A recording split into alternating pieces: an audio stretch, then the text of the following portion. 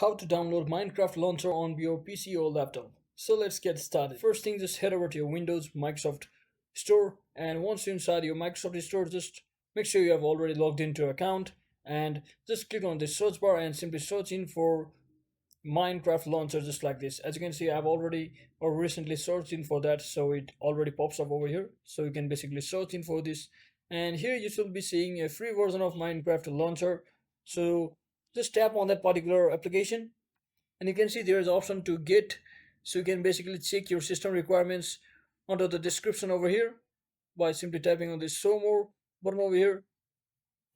So as you can see, if it's valid for your device or your device gets runs, you can simply tap on this get button to simply download and install the Minecraft launcher on your device. So just locate the destination directory and click on install and wait for a few seconds. Based on your internet connection speed, it will automatically download and installed. So once it gets downloaded, you can simply tap on this play button. So you just have to log in with your account over here and start launching the Microsoft Minecraft launcher application.